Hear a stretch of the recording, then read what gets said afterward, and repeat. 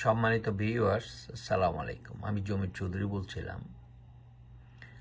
আজকের এই ভিডিওটি আপনাদের সাথে আমি শেয়ার করছি। এটা খুবই মর্মান্তিক এবং দুঃখজনক ঘটনা। বাংলাদেশে যে আইন শৃঙ্খলা পরিস্থিতি কত খারাপ অবস্থায় চলে গেছে, এটার একটা নমুনা।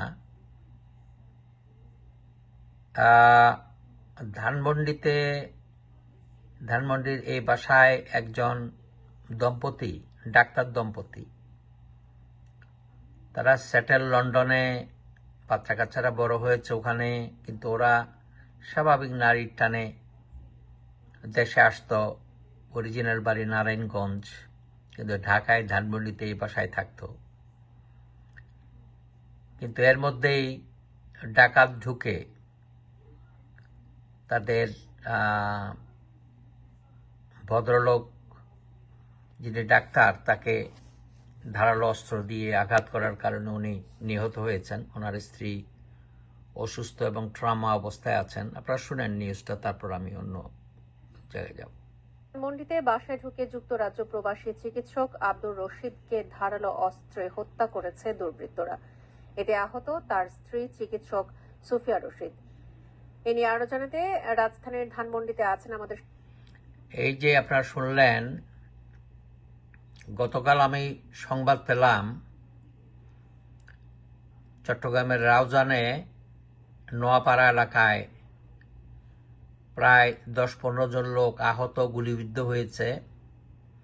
এটা হয়েছে বিএনপির দুটা গ্রুপের। একটা হলো ওই সালাউদ্দিন কাদের চৌধুরীর ভাই গিয়াসউদ্দিন কাদের, এবং ওখানে আরেকজন বিএনপি নেতা আছে গহিরার। ওই দুইজনের সমর্থকদের মধ্যে গোলাগুলি এবং ধাওয়া পাল্টা ধাওয়ার কারণে প্রায় বেশ কয়েকজন গুলিবিদ্ধ হয়েছে, হসপিটালাইজড হয়েছে। হাটহাজারী থানায় বেশ কিছু ঘটনা ঘটেছে সাম্প্রতিকভাবে। এত অস্ত্র বাংলাদেশে আসলো কোথায়, এটাও একটা প্রশ্ন হঠাৎ করে। এই গত 3 মাসে, অবশ্যই এর মধ্যে আপনারা জানেন নরসিংদী জেল ভেঙে ওখানে অস্ত্রগুলো নিয়ে যাওয়া হয়েছে। ওখানে যারা সন্ত্রাসী কয়েদি, হিজবুত তাহিরের বা জেএমবির জঙ্গি, তারা এখনো ধরা পড়ে নাই। বাংলাদেশে প্রায় 400টা থানায় লুট হয়েছে, অস্ত্র লুট হয়েছে। এখনো প্রায় মোস্ট অফ দ্য অস্ত্র বাইরে রয়ে গেছে। পুলিশ বাহিনীর মধ্যে প্রায় অলমোস্ট 50%-এর উপরে এখনো জয়েন করে নাই। থানায় পুলিশও নাই। আর্মিরা মাঝখানে বেরিয়েছিল, কিন্তু দেখা যাচ্ছে যে সাধারণ জনগণের সাথে ক্লেশের কারণে, ছাত্রদের সাথে ক্লেশের কারণে, বিভিন্ন কারণে সেনাবাহিনীর ভাবমূর্তিতে স্বাভাবিক এটার একটা ইম্প্যাক্ট আছে। এ কারণে তারাও এখন আর সাধারণ পাবলিকের সাথে বাইরে থাকতে চাচ্ছে না। তাইলে প্রশ্ন হলো যে এই যে জননিরাপত্তার জন্য কোন বাহিনী কাজ করবে, কারা এগিয়ে আসবে, কাদের সাহায্য নেবে সাধারণ পাবলিক, নিরীহ সাধারণ পাবলিক যারা ভয়ের মধ্যে আছে। তারা যদি একটা কেস টুকে দিতে যায় বা একটা কমপ্লেইন করতে চায়, সেই যাওয়ার জায়গাও তো এখন বোধহয় আর থাকবে না। সো এটা খুব খুব শঙ্কাজনক অবস্থা, এবং বাংলাদেশে প্রায় সবখানেই এই ঘটনা ঘটছে।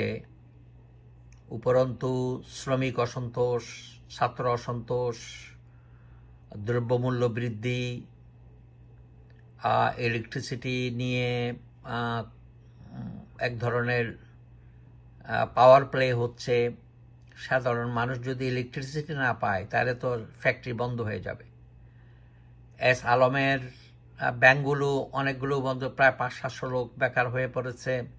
কালকে শুনলাম এস আলমের যে বিভিন্ন ফ্যাক্টরি আছে এগুলো বন্ধ হওয়ার কারণে প্রায় 15 থেকে 20 হাজার লোক বেকার হয়ে যাবে। তাইলে লক্ষ লক্ষ লোক বেকার হয়ে গেলে